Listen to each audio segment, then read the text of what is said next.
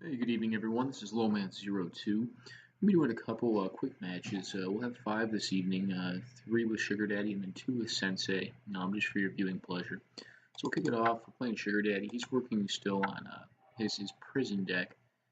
His first matchup, I believe we run red deck wins. Correction. So we're actually on RecSUR build. So we have a hand here. It's fine. Really, what we're looking after though is we got a Tarmogoyf we can play.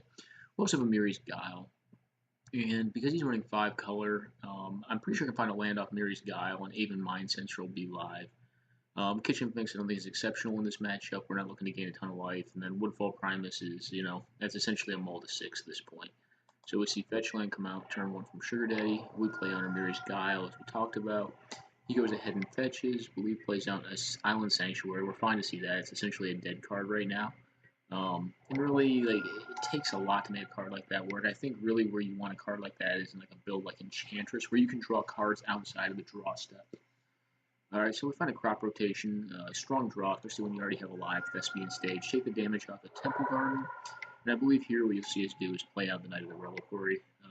We kind of feel like he's already sacked two fetches, the Aid of Mind Sensor is not live anymore, plus our combo is live. So what you see us do is consider going for something here to pump up the Knight, but we see it's kind of irrelevant. Wait for him to cast Dark Yield, then cast our crop rotation on our Horizon Canopy to leave an additional planes in play for use by the Knight. Sack it off, get the complementing piece to the Dark Depths combo, generate 2 mana off of the Gaia's Cradle, leaving 1 white floating and generating a 20/20 Merit Lage. When the hand goes in the graveyard, we get our Obstinate Bailoff back, gaining 4 life. And as you can see, we have a pretty strong pull off his Dark Yield that he cast, which honestly, Shug, after looking at what you dumped in the graveyard, I don't know what you're hoping to get with that. Journey to Nowhere is good disruption that you can cast now to stop, I guess the Knight. The Knight is what I would be looking at if I were you to stop here. I mean, I guess it is a turn late, but, maybe you're looking also for an answer to Merit Lage itself. But I think the problem with that, I think you gotta, I don't know, it's a tough one, man.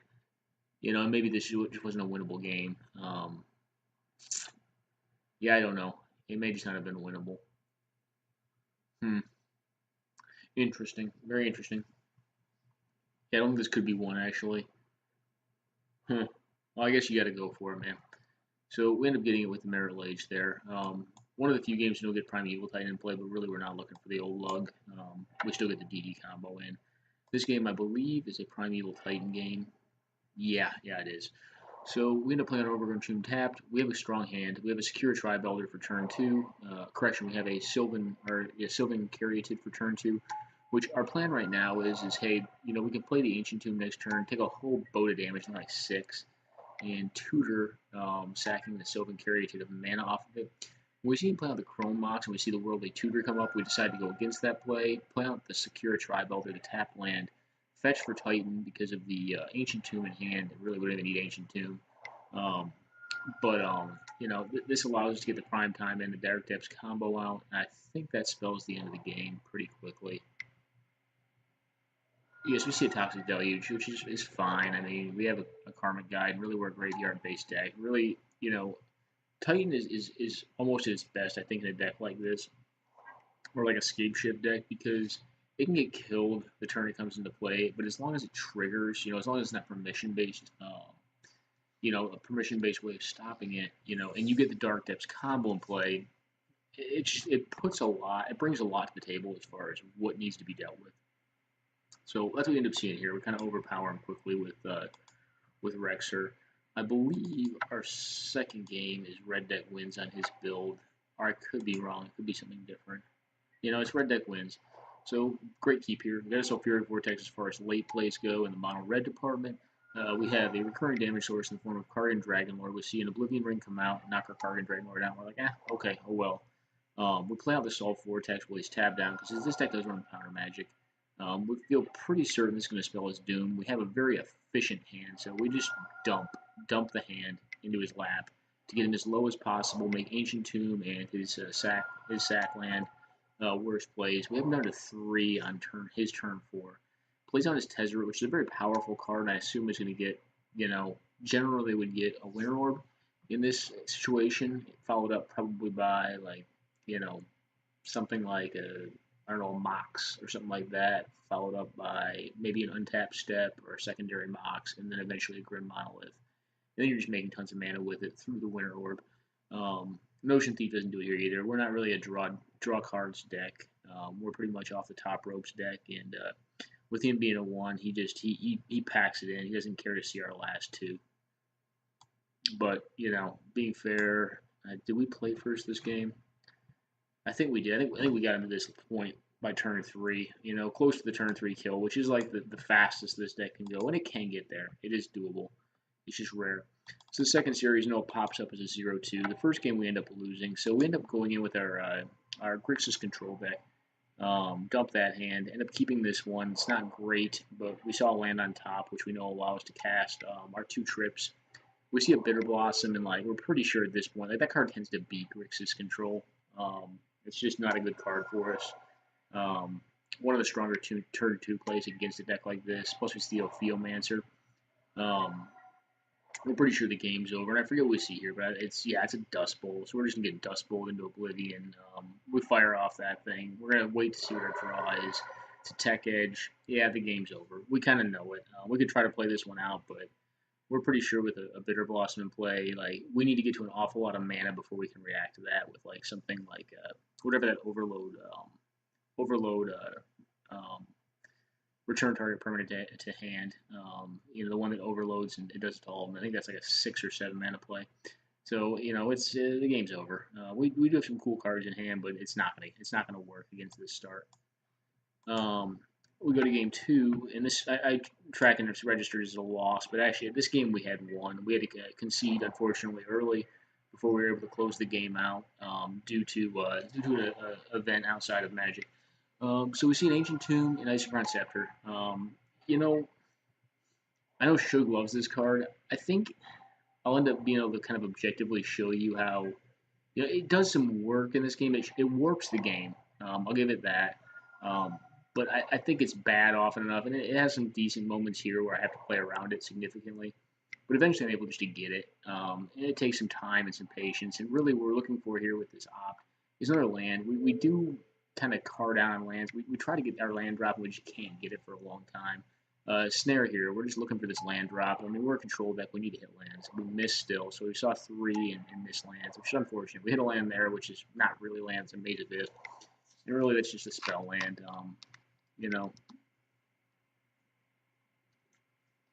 So we see a Time Spiral, and honestly, this is pretty good for us. We forced him to use his 2 floating mana, because we're going to get 7 new cards anyways.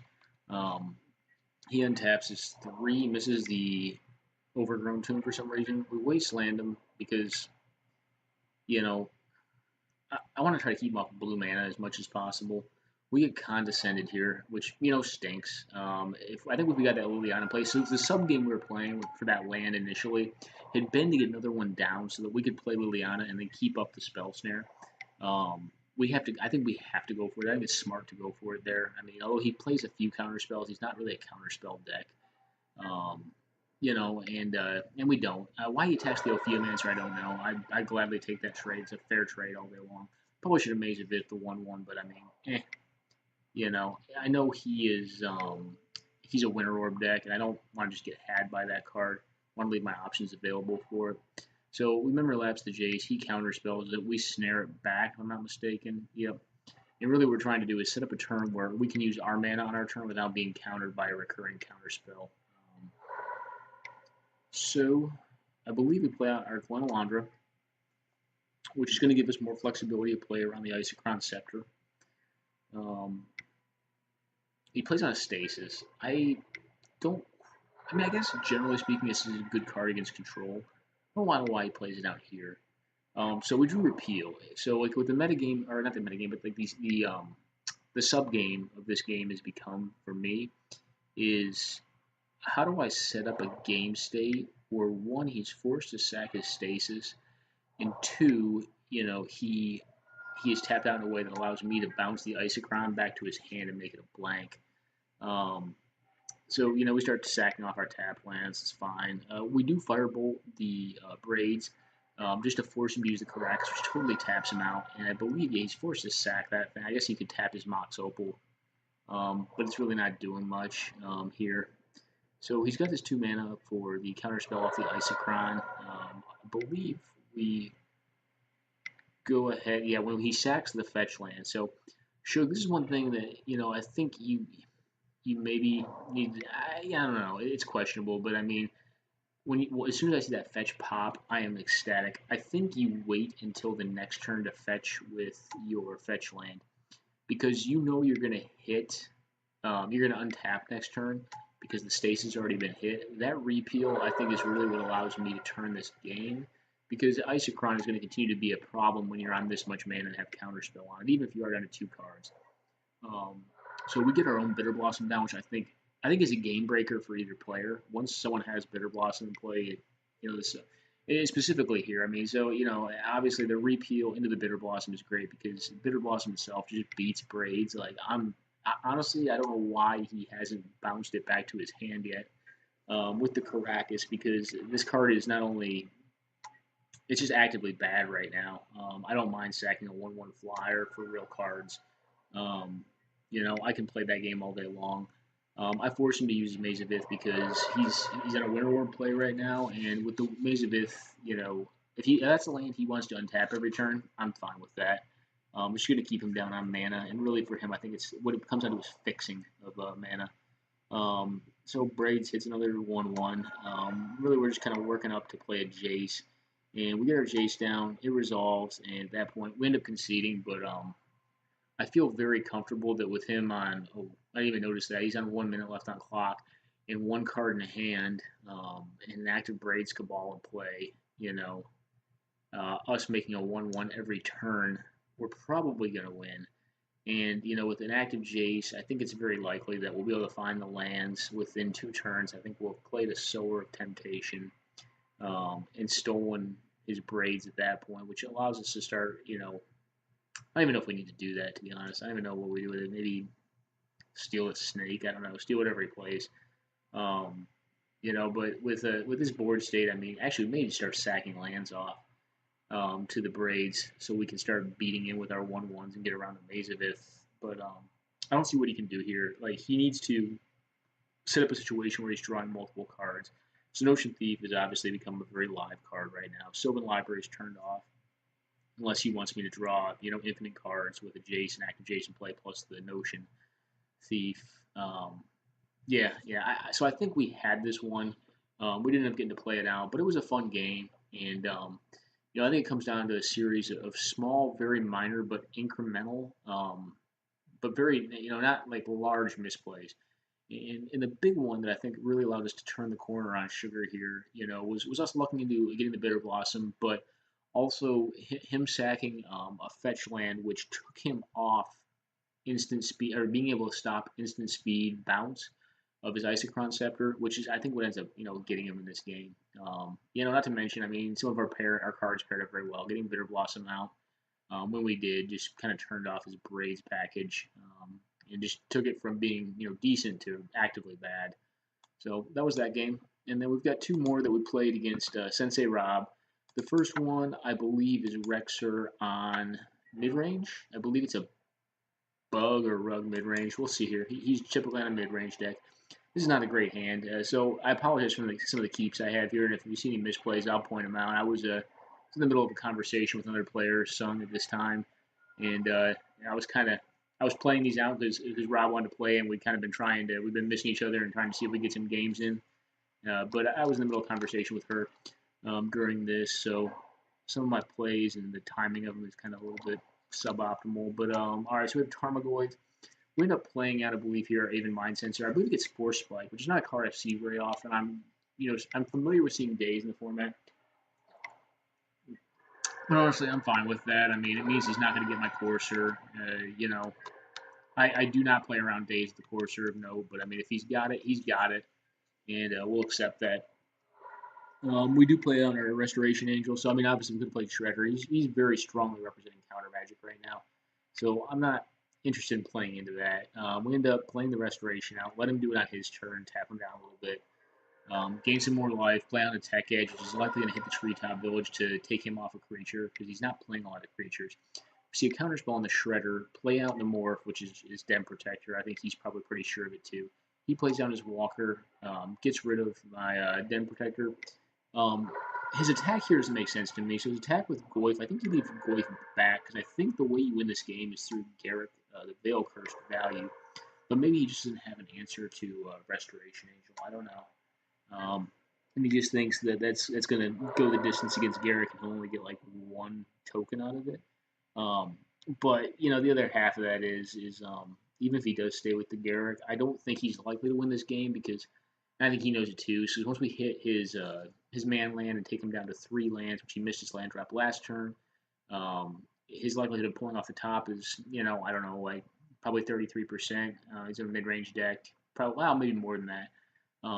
You know, but we have an Active Knight, and obviously Active Knight in combination with Thespian Stage in this deck means Dark Depths, Merit Lage on the following turn at instant speed. Well, yeah, at instant speed, probably on his end step, so that we can attack in and kill him the following turn.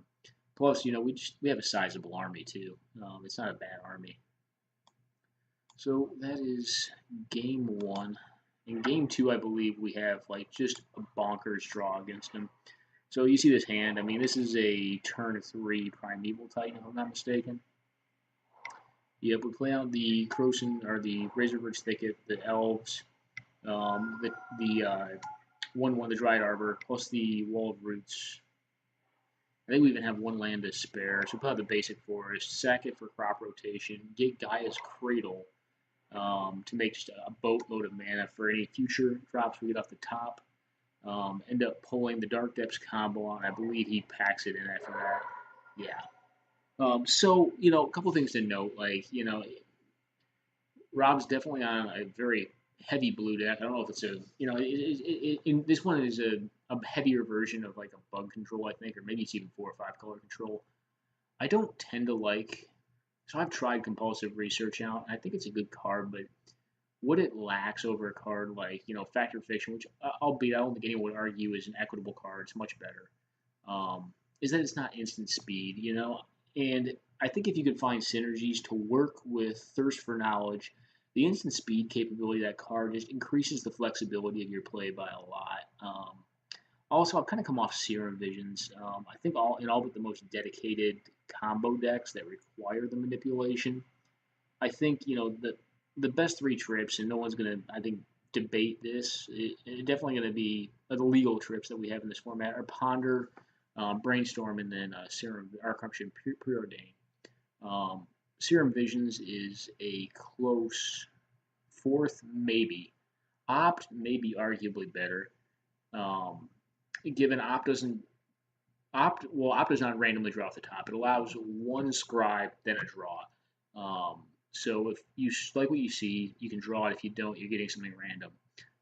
Opt may be arguably better than Serum Visions. I'm not sure. The 2x Scry is powerful, but like the fact that you know you're just going to draw a random off the top does not give this card a lot of flexibility. The other thing I'll talk about is the Manland package. You know, he's on like a 3 or 4 color deck. I think Mutavault and Mishra's Factory are both very great cards. And I mean, obviously his beck and call, he has a 4/4 blocker, a correction. He has a 3/3 blocker, I guess. Yeah, because the Mishra's Factory, the Mutavault can't pump the Mishra's Factory, so he can make up with 3/3 on the attack and on the defense. You know, they don't do it for me here because, you know, you're on a very strict color requirements. And well, I think that within the colors, any dual colored mana lands would be good in this deck. I just don't think these ones per se get there. I think these are great in like, you know, generally aggressive strategies and maybe in like 2 color control strategies, you know, where, you know, at the end of the day, like all the resources are exhausted, or you're playing a bunch of wraths and you need cards like this to close out the game, kind of like almost like a land still deck. So like 2 color control. I think in Azorius, like these could be playable. It's just late game finishers along with like Celestial Colonnades, and if you had like the light black splash, the 2/3 life linking land, I think those are all pretty valid options. But I don't think in 3 or 4 color mid range you want to have this because your threats are just going to be better than those man lands. And while they may be good randomly against like a Wrath and every now and then, like they're going to lose you mid range games like this. And I don't know if even if your mana had been fixed, maybe you just couldn't beat this because this is awfully quick. I mean, it's a turn 3 Dark Depths combo prime time is pretty bonkers. But that's what this deck does. I mean, it's a busted deck. Like I think this, like I've said many times before, like I think this is the best deck in the format. Um, in and of itself, I mean, it can be beaten by a good deal of things, but it requires specific meta gaming against. I think to beat. I think Blue Moon can beat this. But I don't think it's unfavored in any of the aggressive matchups because it plays mid range so well, and it's just you gotta hate that deck. I think if you want to really beat it habitually, I mean it can just be beaten, but habitually speaking, I don't think it's an unfavored deck in any of the matchups I've seen in our current meta. Okay, so this is a red deck wins match, I believe, and he's on a much more mild Stompy, or I'm sorry, Jund build, which I do not think is disadvantaged against mono red. This light should typically be a pretty good match. So we see a Manamorphose, it's a pet card of his, and it's fine. I mean, it fixes for whatever you need, and it pulls a new one off the top, so it's fine. It just cycles itself. We burn that thing out because it's got lifelink. We're not happy to do it. This was not a great keep, folks. Like I said, I was in conversation with Sung. After I saw this keep, I apologized to him. I said, "Hey, man, I'm sorry. This is not a keep." Um, this deck, I guess I just saw the lands were in there. I saw I had a cough, and I saw I had some burn. I was like, keep it. I didn't think that hard about it. But there was no creature there was no creature at the 2 or 1 drop. And you generally want to have at least one of those. But we see a Primeval Titan. We go ham. We just start spamming the burn spells in face. He wastelands that, and we burn him. And then all we really got to do is pull a land or a 3 damage burn spell off the top, and this game's ours. I believe we do, and I think I have to think here. Yeah, honestly, we did misplay that. We should have. Yeah, and it's honest because I wasn't paying attention. I think I realized it like right after I did it because I was just thinking that I was making the common play. I don't think you want to throw that 2 damage at face off that land, the Barbarian Ring. I think you want to tap down all 3 and cast the Stagger Shock at face to assure victory. We don't get punished for it, though. We draw an Incendiary Flow and we win the game. But that was definitely wrong. And like I said, I was, BSing with another player and just wasn't paying attention. And it made that play kind of just haphazardly. So, going to game 2. Okay, good hand. I think we see a turn 1 Thought Season. We're thinking, whoa, that's a brave play right there. You're going to do 2 damage for me. They get our Burning Tree, which tells me that they don't have a high removal hand, but they have probably a decent number of critters. So, we do, and given he has all the facts, we don't, because he's seen our hand with Thoughtseize. We do get a little bit next level, though. We arc trail out the hanger back because you just got to. You got to respect it. I don't want 2 tokens on board. I think we should have Volk Hammered it, though, in retrospect.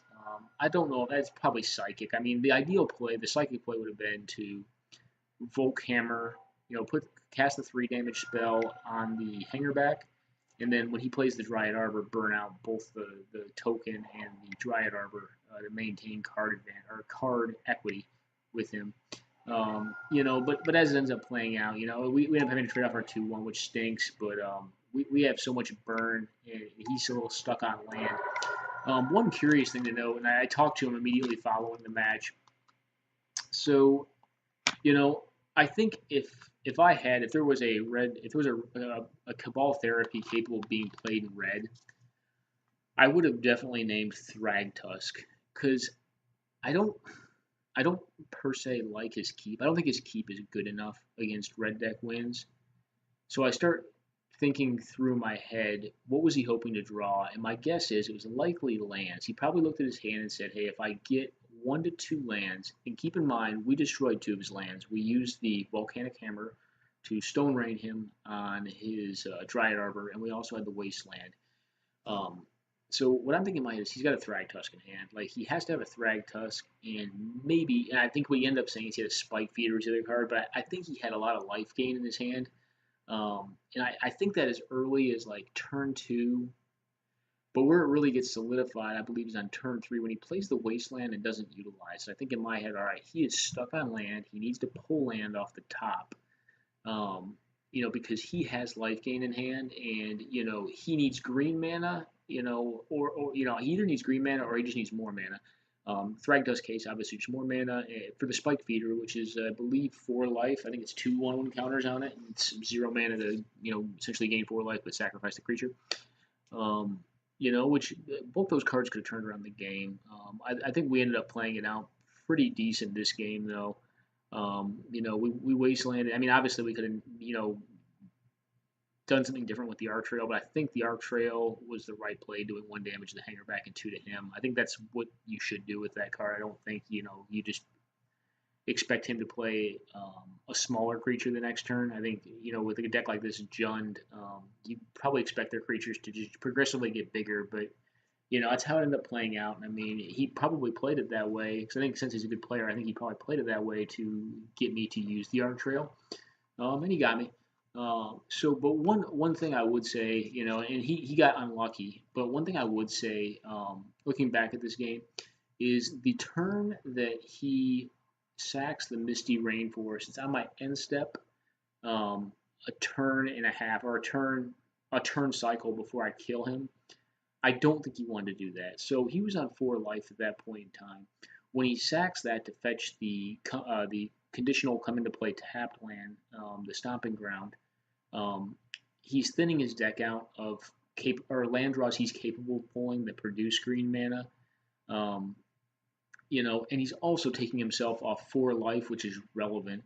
So what I personally like doing with that is leaving that land in play as a fetch land, not thinning the library, seeing if you can draw off top, and then if he is able to, play in a way that either gets me tapped out or gets me to a point where I've committed mana. And what that allows him to do is, if I tap down, it reduces my ability to kill him, for starters. But it also, I think if you do that on your turn, you play around sorcery speed burn to a greater extent.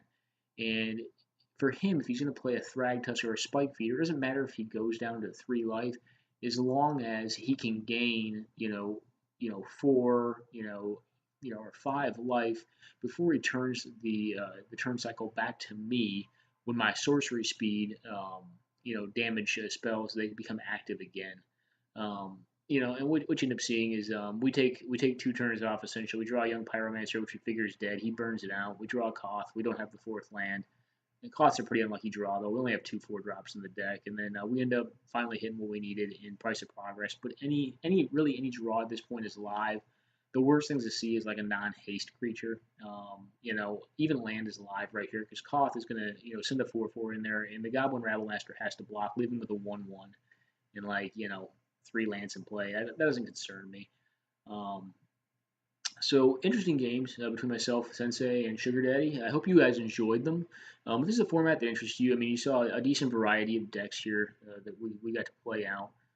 Please join the 100 Card Singleton team. We play every Saturday at 3:30 or 15:30. I believe this next Saturday in the new year will be at 12 o'clock. That's Eastern Standard Time. You can register for this event on gatherling.com. Again, gatherling.com.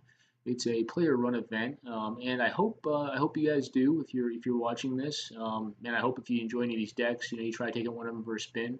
If you are interested in any of these specifically, go ahead and just give me a comment or ask me in the MTG Salvation forum, and I will gladly give you the list. Okay, take care and have a great night, and Merry Christmas to all.